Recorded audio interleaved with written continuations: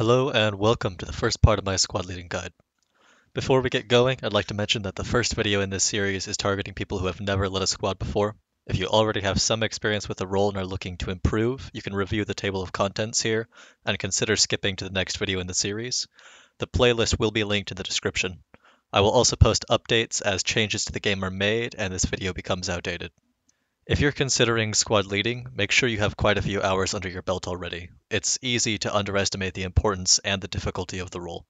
At any given point, you're going to be fighting, marking targets, communicating on 3 separate channels, analyzing the map, and making important decisions that will affect the outcome of the game. You'll be doing all of that while trying to constantly micromanage a group of 8 strangers that you just met as they try to tear apart any resemblance of teamwork or squad cohesion.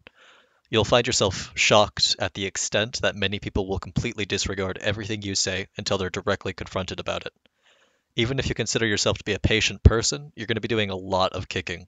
Squad leading is an exhausting and often thankless task, which is why there's a huge shortage of active squad leaders in the game right now. There is just no time to be learning the basics of the game while trying to take on this challenge. I like to break down the roles of the squad leader into 3 main categories. This video is going to brush up on the most important aspects of each role and then provide a step-by-step tutorial of how I'd recommend running your first squad. This category involves understanding game mechanics, game modes, communicating with other squad leaders to get an idea of the match as a whole, and simply having some experience observing common trends in games that you win and games that you lose. I consider this to easily be the most important role of the squad leader, which is something that many new players to the role miss entirely. Having a solid understanding of these things will give you confidence in knowing where your squad should be at any given time. One of the biggest reasons that new squad leaders are resented by their teammates is due to their inability to assess the situation around them and understand where their men need to be. It's important to recognize that you are responsible for nearly 25% of your team's manpower. That's more than enough to lose the game if you're not on an objective.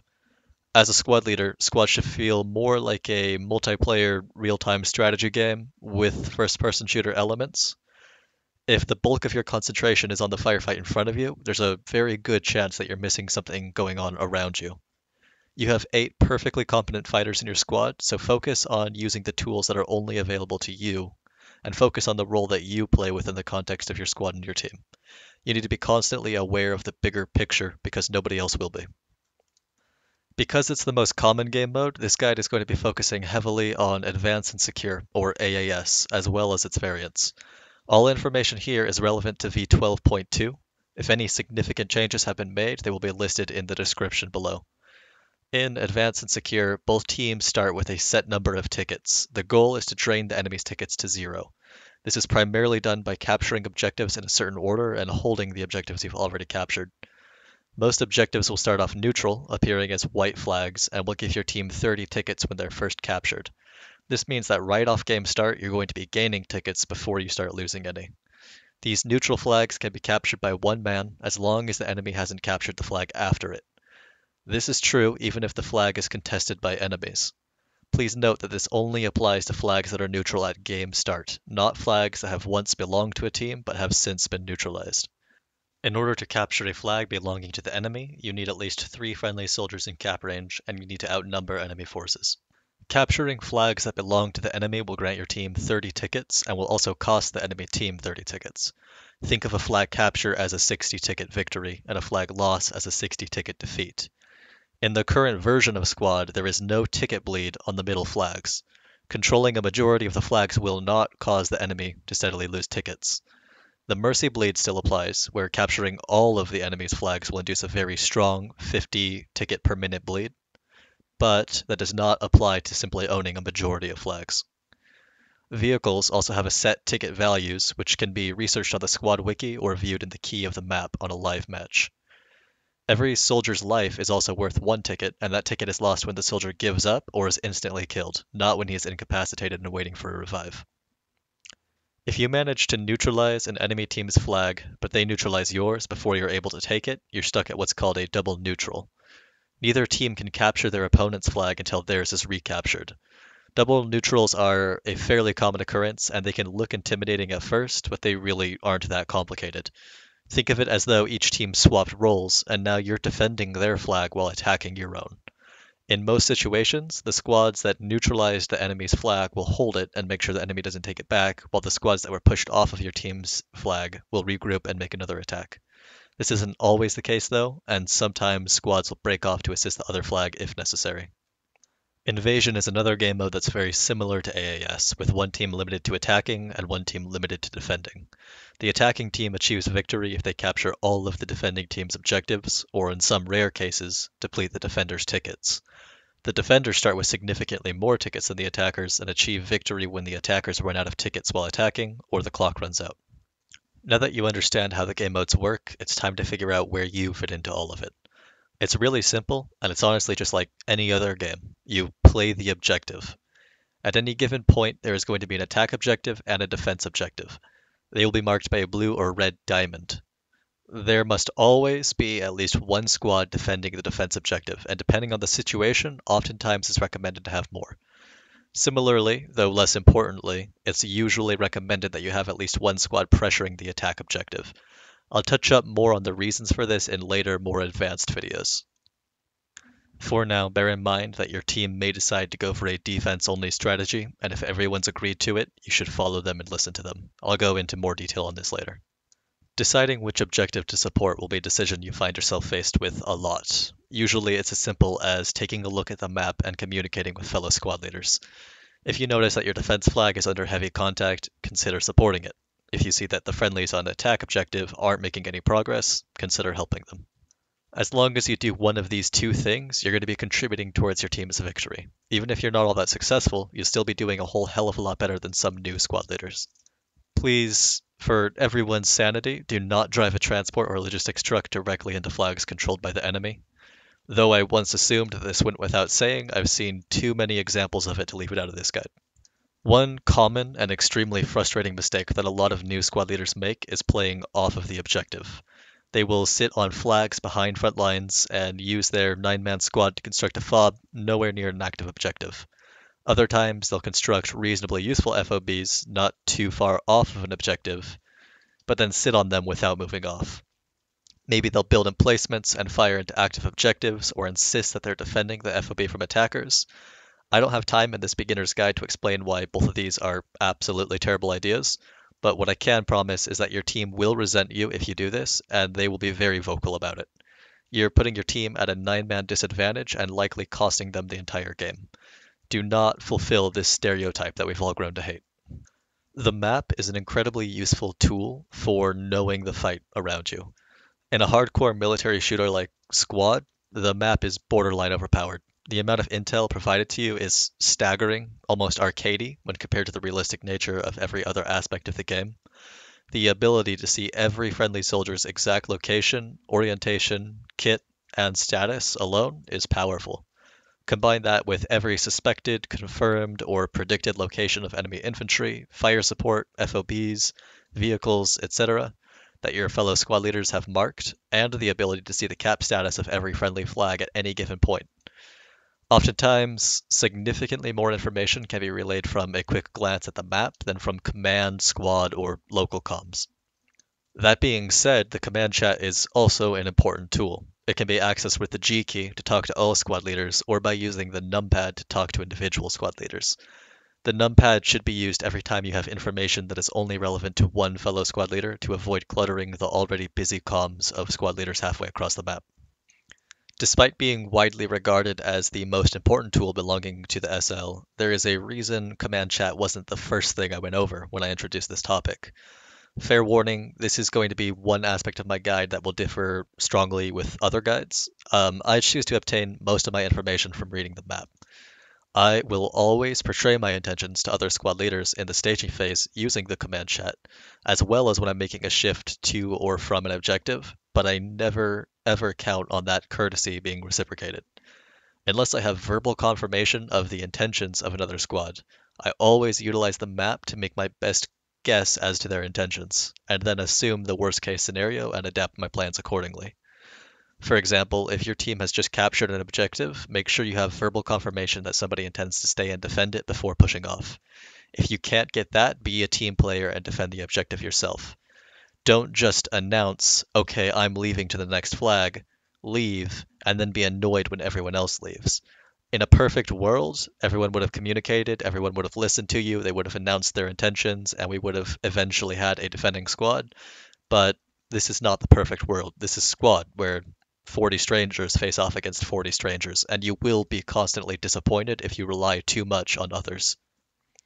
Squad is a communication-based game, and you should be a leading example in communication. Just don't make the mistake of relying on other SLs to do the same. This section has to do with your squad's mobility, spawn points, and adapting to the ever-changing battlefield. Knowing where you're needed is only the first step, and now you need to get your guys to the front lines as fast as possible. Never forget that time spent off of the objective is time wasted. If you're defending an objective and you decide to push up to the attack objective, the time that you spend in transit is time that your team is going to be at a 9-man disadvantage to the enemy team. The best way to ensure that your squad has the mobility it needs is to keep a vehicle handy. On most maps, walking between objectives is not an option. It's simply too much time spent in transit not contributing towards the fight.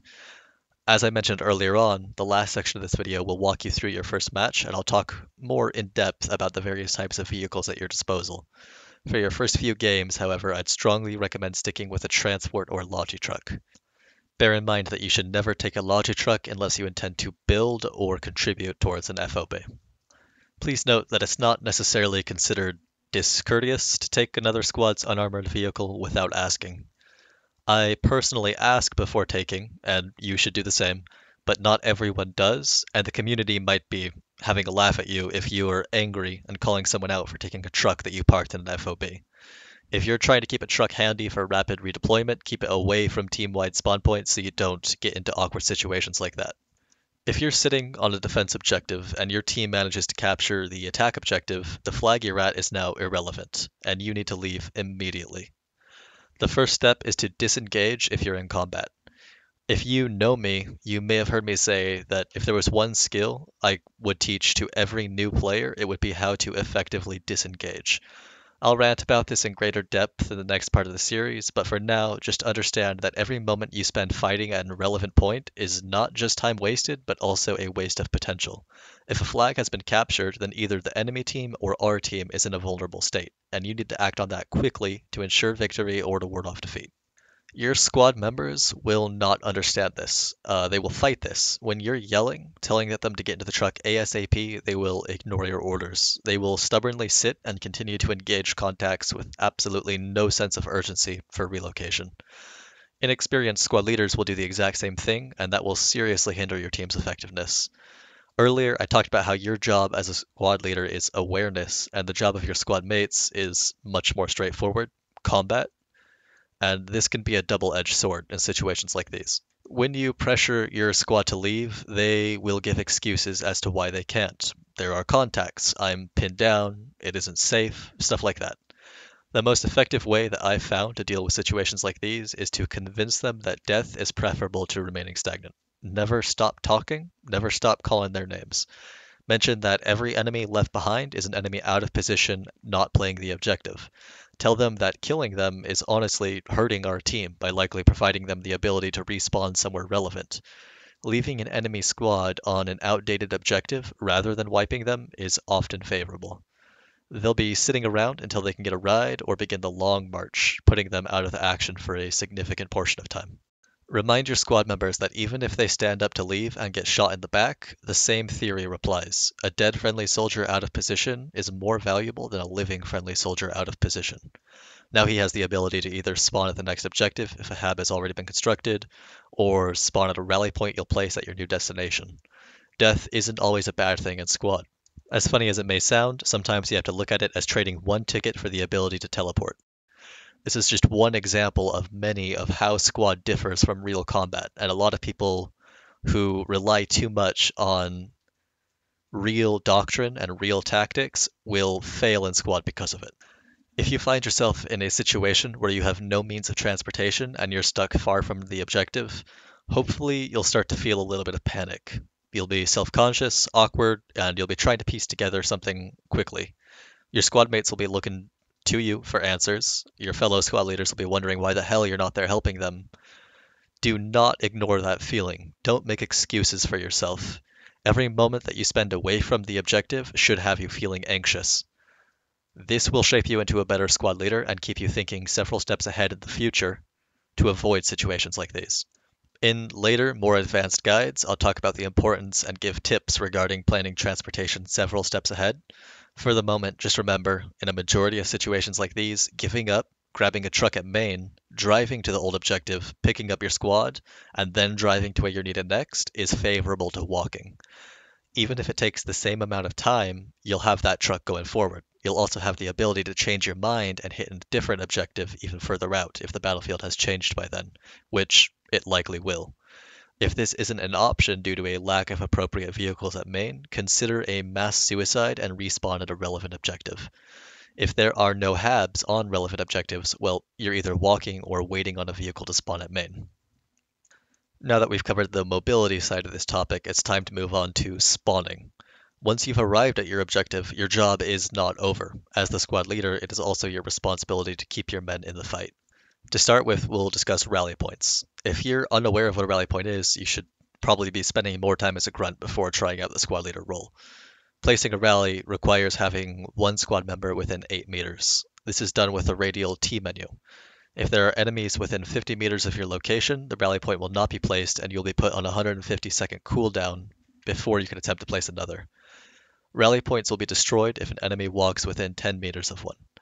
In the current version of the game, rally points have unlimited spawns, which can only occur in 60-second intervals. This was done to improve squad cohesion. Spawning at the same time provides incentive to stick together, increasing your combat effectiveness rather than having a steady trickle of infantry pushing in. Rally points will not replenish ammo. If you're constantly attacking from a rally point far from any friendly FOBs or sources of ammo, keep in mind the negative impact that can have on your combat effectiveness. Advising your squad members to be conservative with ammo might be beneficial. There are several very important things to remember when placing a rally point. They should rarely be placed inside of objectives, as that will guarantee that when the objective is lost, it will be destroyed. Place them a safe distance outside, within reasonable cover or concealment. Most players recognize a rally by sight, so try to place them in bushes, structures, or behind cover when available. This also helps provide cover to soldiers spawning in, should they be discovered immediately after spawning. A more permanent option for spawning is the placement of an FOB. Bear in mind that this is a significantly bigger action than placing a rally point in just about every way. It involves placing a radio and HAB, which requires more men, more time. On top of this, it's a gamble. It's worth 10 tickets and will negatively impact your team if it's lost. Furthermore, constructing the HAB itself will require supplies, which need to be brought from main with the aid of a logi truck, requiring both time and manpower. In V12, constantly used HABs require steady logistics if you want to keep enough ammo on hand to supply everyone spawning. All of that being said, HABs are significantly better spawn points than rallies. They have reduced spawn time, they're more difficult to destroy than rallies, and they can supply your men with ammo. They can also be used by your entire team rather than just your squad. However, this can be a double-edged sword. FOB construction affects the entire team. A very poorly placed FOB on the midpoint can easily lose a game for your team. FOB placement is a massive role of the squad leader and was definitely a big hurdle for me when I started getting into the role. The system can be a little bit overwhelming at first, and there can be quite a bit to remember. It's also quite daunting knowing that your creation will be judged by the entire team. There's always a common meta of predetermined FOB locations that experienced players will all be aware of. If your FOB goes against their beliefs, the team can quickly be at your throat over it. For this reason, many new squad leaders opt out of FOB construction entirely for their first few games. This isn't a terrible idea, and I'll touch up more on this topic at the end of the video where I discuss your first match. For now, I'll walk you through the logistics system. Please note that you can walk through all of this in the firing range before trying it in a live match. All FOBs, or FOBs, begin with the placement of a radial. This is the centerpiece of the FOB, where the supplies and ammunition are stored. This is also what the enemy must destroy to disable the FOB. Placing a radio requires 2 men, who don't necessarily need to be in your squad, to be within 8 meters of you. Press T and navigate to the radio icon. This should be placed somewhere discreet, preferably indoors with a roof over its head to avoid taking damage from mortars. The next step is to unload your supplies. Hopefully you've brought the supplies in advance, as placing a radio without having a logi truck handy is a gamble. If you're overrun, you will lose the radio and consequently 10 tickets. Logi trucks are easily distinguishable from their transport counterparts by their map icons. The larger trucks belonging to conventional factions, as well as the militia, can carry up to 3,000 points of construction supplies and/or ammunition. Logi techies are available to the insurgents and militia and carry 14,000 points. In order to transfer supplies from the truck to the radio, the truck needs to be within a certain radius of the radio. You can toggle this icon on the map to display that radius, as well as the 300-meter limit in which other radios can't be placed. Dumping supplies is as simple as selecting ammo or construction, similar to how you'd select a weapon with the mouse wheel or 1 and 2, and holding left click to dump. Right click will bring the supplies back into the truck. Once the supplies are dumped, you should immediately build a HAB, or hideout for unconventional forces. This is the actual structure that your team will spawn at. This is also done with the T menu. Select Deployables, Tech Structures, HAB. Be careful not to block off the exits to your HAB when placing it, as you will not get the supply back if you're forced to remove it. As of V12, spawning on the HAB is disabled if 2 enemies are within 30 meters of it. Don't forget to place an ammo crate close to the HAB. This is also under the Tech Structures menu in the Deployables section. Without this, your teammates will be unable to access the ammo stored on the radio. Although you might be tempted to build other weapon emplacements, fortifications, and defenses, I wouldn't recommend it. There are many reasons why massive super fobs, as they're commonly known, are oftentimes more likely to hinder the team than to help it. I won't be covering that in this beginner guide, but it will be discussed at very great lengths later on in this series, as it's a very important and somewhat controversial topic. For now, you'll just need to have to take my word when I say that the best defense an FOB can ever have is remaining undetected by the enemy. The moment you plunk down that first HMG or sandbag, you give up that advantage in return for very little actual combat effectiveness. The one plausible, though still debatable exception to this rule is when you place an FOB directly on a defense objective. However, it was hotly debated before whether or not building in objectives was a good idea in previous versions of the game, and with V12's new HAB disabling mechanics, it's almost unanimously agreed upon by the community not to do this, with only a few exceptions. Once again, I will be discussing this at very great lengths in more advanced guides. FOB placement is a huge deal in Squad and should not be done without thought. It's important to note that once you've placed your radio, another one can't be placed within 300 meters of it. On wide open maps with spaced out objectives, this might not matter much, but on tight infantry-focused maps such as Sumari or maps with several tightly packed objectives like Logar Valley, FOB placement should be a democratic process and involve coordination with other squads. Since people's opinions often differ, these discussions can get a little bit heated. Placing a friendly FOB marker on the map will display the 300-meter radius for which no other radios can be placed. It will also show you how close logistics vehicles need to get to supply it, how far out you can build emplacements, and most importantly, it will communicate your intentions to the rest of the team. Placing a point of interest marker or even a move marker can communicate that you are the one intending to build there. Even if you do construct a HAB, you should always have a rally point handy as well. If you want, you can place it within or very close to your objective, knowing that even if it's destroyed, you will still have your HAB outside of the objective. Personally, I prefer to place it on the opposite side of the objective, allowing me the ability to spawn on either side and minimizing the chance that both will be taken out simultaneously, wiping my squad off the objective. There are several other cool strategic uses for a rally when it's no longer your main spawn point and it's kind of a benefit instead, and I'll go over those in later guides. Before we approach this topic, a quick word of caution. There is a reason that I saved this section for last, and that is because I have seen countless new squad leaders hop in and assume that this is everything, that the role of the squad leader is to yell for suppressing fire from Fire Team Bravo while Fire Team Alpha makes a mad dash through some calculated smoke cover to heroically take the flag. Meanwhile, they're completely oblivious to the fact that there was never anyone on the defense flag, which has since been lost. The flag they're attacking isn't relevant anymore, their entire squad is out of ammo, and the game is definitely about to be lost. The reality of the situation is that the squad leader's biggest objectives are to get their men to the fight and then to keep them there. Transportation and logistics are imperative responsibilities of the SL and the SL alone. The rest of your squad has only one focus: combat. Let them do their job. Now, all that being said, let's continue.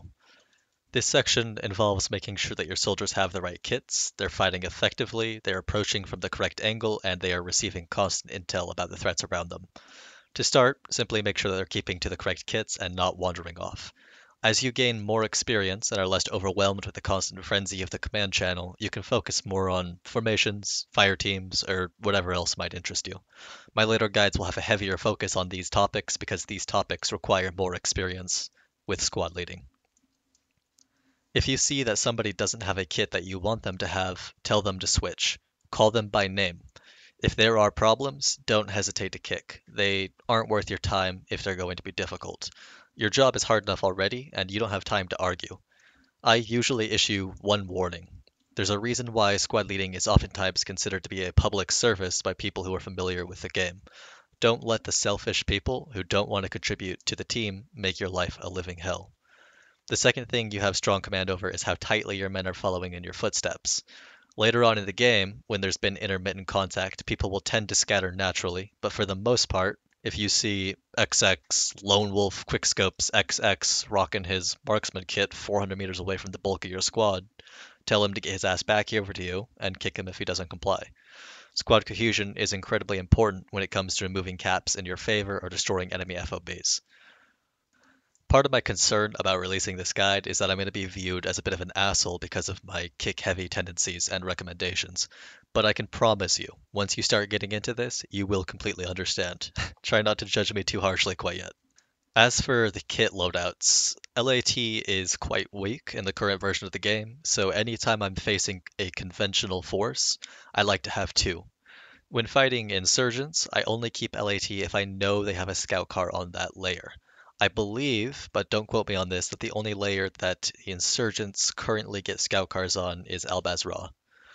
Small arms are perfectly effective against technicals.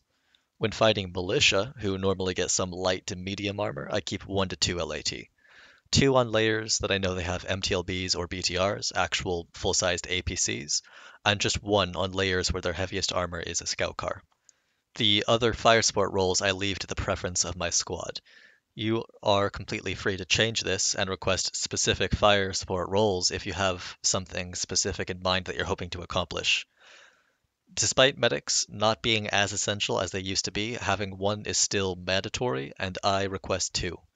Everything else, such as scout kits or riflemen versus automatic riflemen, that's all up to you. I personally don't think it's worth the time and energy to regulate them, especially since I'm usually worried about other things during the staging phase.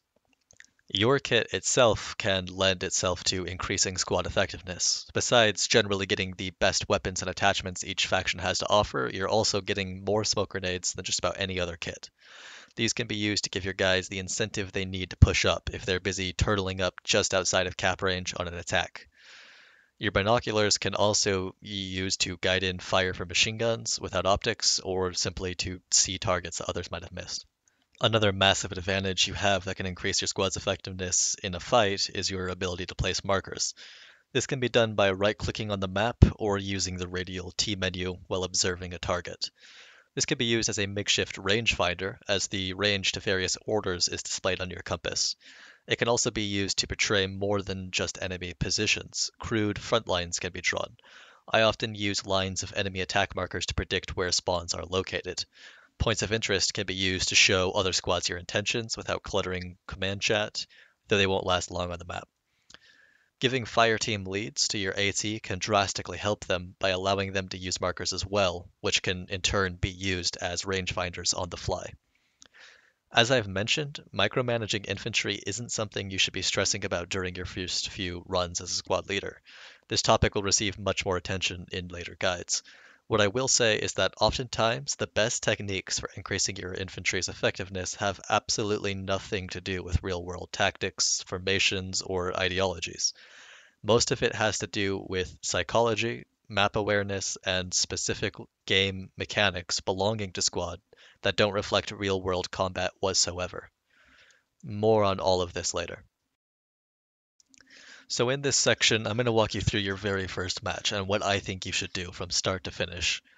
In the same way that a bad squad leader will ruin the whole first experience for a new player and make them lose interest in the game, which is something I'm sure we've all seen, a bad team can ruin the whole experience for a new squad leader.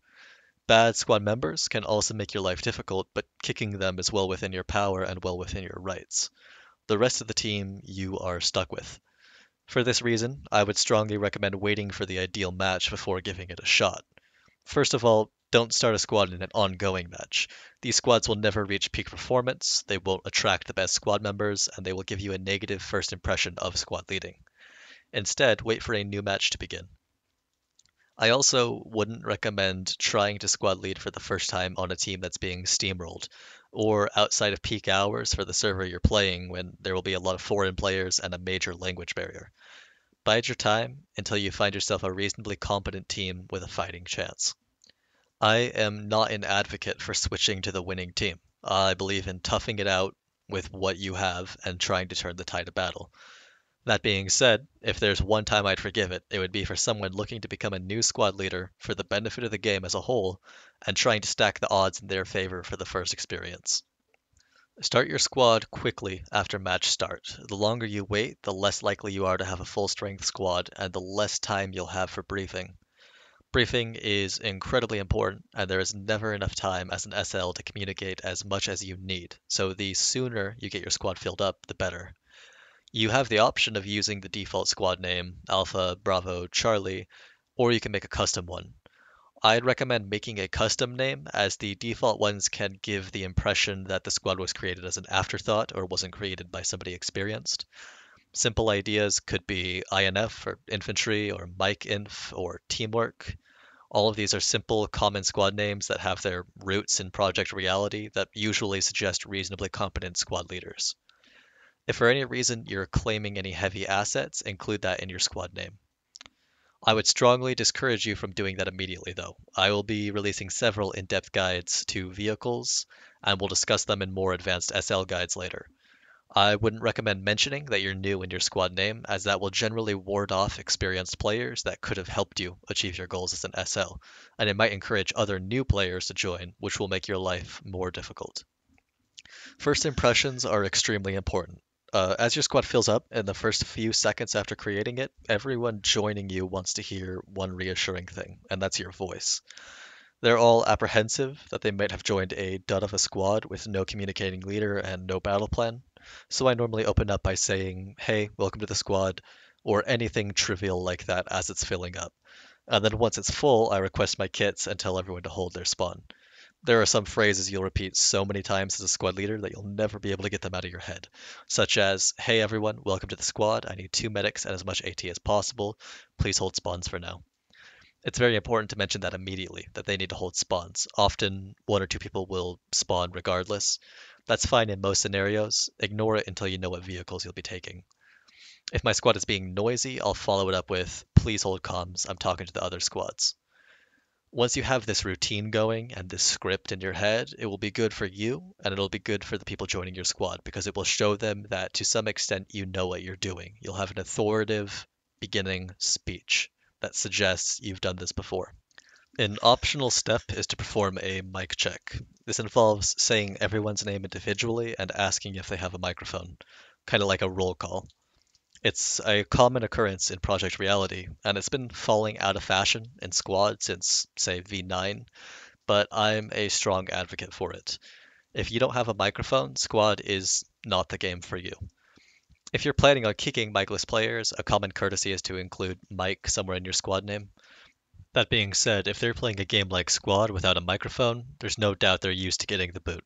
Personally, I try to go for a mic check when I have the time, but sometimes briefing is a little too noisy and I'm not able to.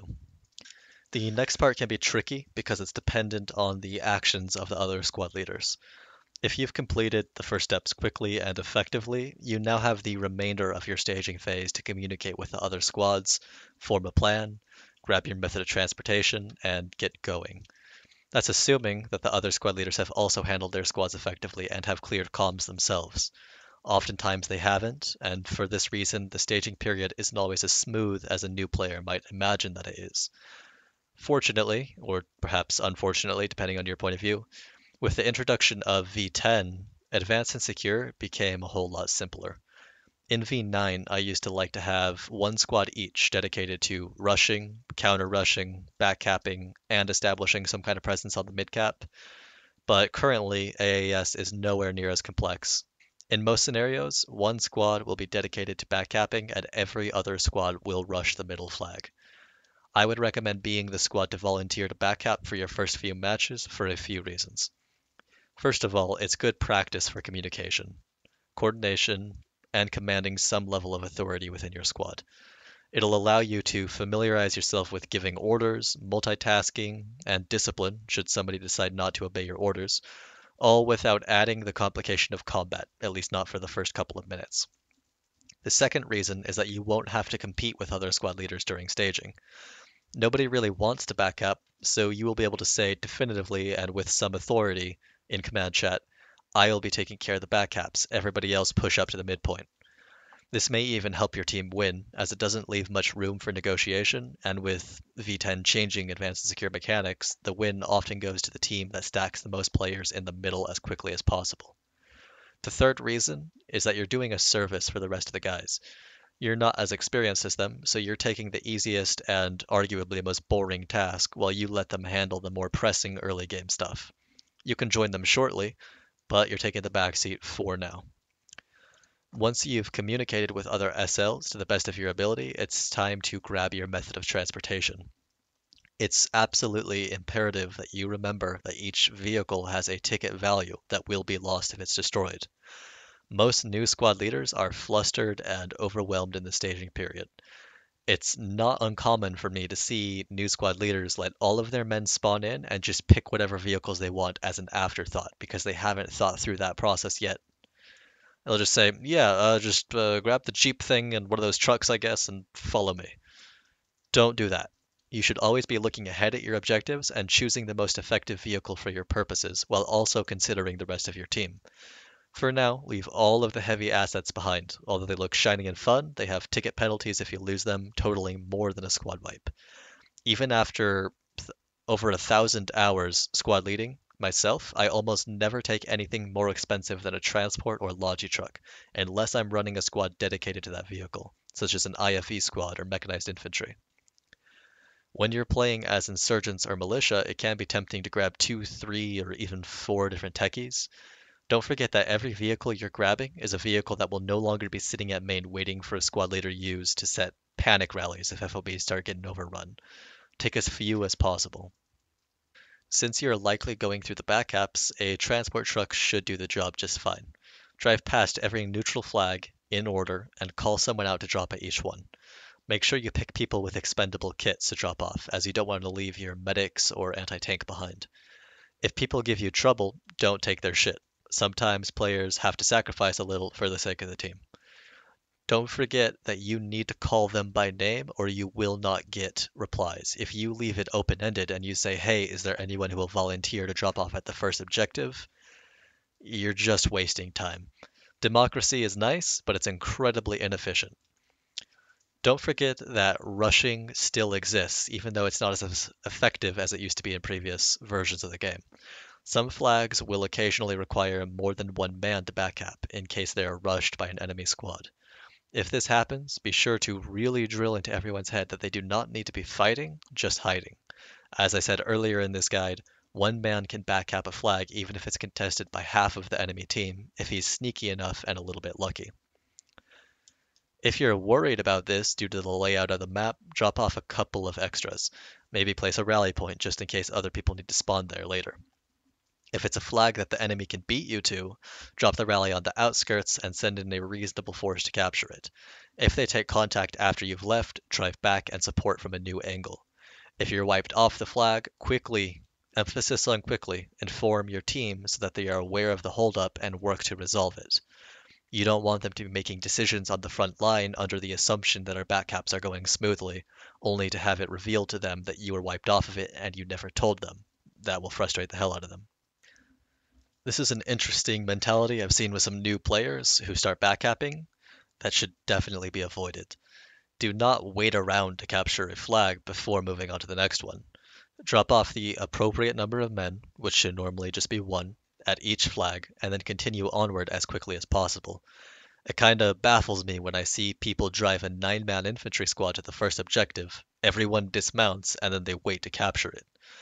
Not only is that a waste of manpower, but it's incredibly inefficient because all of that time that they'll be spending in transit to the next flag is time that that next flag is not being captured. Once you've dropped everyone off, analyze the map and determine where you're needed. It will most likely be at the midpoint. However, if your team is doing incredibly well there, consider pushing ahead to the next objective. If they're being absolutely destroyed, you might want to go to your new defense point. If you are going to the midpoint, consider flanking from an unexpected angle, since you're a little bit late and the enemy team has probably already set up their HAB. Lay down a rally and go fight for it. You have the option of assigning somebody to pick up your backcappers with a truck, doing it yourself, or just asking the backcappers to respawn or walk forward. If not many people are mentioning taking logis, or you notice that there's a significant number of them that have been left behind at the base, consider taking one. You're inevitably going to end up at the midpoint, and you can always just dump your supplies on the fob being set up there. If nobody set anything up, well, it's your time to shine. You may be inexperienced, but clearly nobody is taking the initiative to fob the midpoint, which is an essential task that needs done in the game. So place the best FOB you can and learn from the experience if it's quickly taken down. I would like to quickly address another interesting mentality that I've seen among some new squad leaders. Some people have this perception that it's best to send a full squad to each of the objectives around the center of the map. If, per se, I've announced that I'm going to this flag here, another squad announces that they're handling this flag, and then a third squad leader is moving up to set up on this flag. I've seen situations where new squad leaders are confused as to what they should be doing. I've had one jokingly tell me to leave something for them to do. This is a bit of a weird misconception. Don't forget that the action will inevitably condense down to the midpoint, assuming that the backcaps flow smoothly for both sides. The standard strategy in public games is to shove as much manpower as possible into the midpoint as quickly as possible, while having as few men as possible backcapping. Don't be afraid to double down on objectives. Just because my squad is going to be at the midpoint doesn't mean that you shouldn't be. We're likely going to meet 3 enemy squads there. Once you've finished backcapping and moved to where you need to be, simply play as the guide has instructed. As the battlefield changes, use the map and command chat to determine where you're needed. Use the transport truck or respawn on FOBs to get your men into the fight. Bring your men in from the weakest flank and stay on top of marking targets. As long as you're working towards awareness, mobility, and combat effectiveness, you're only going to improve.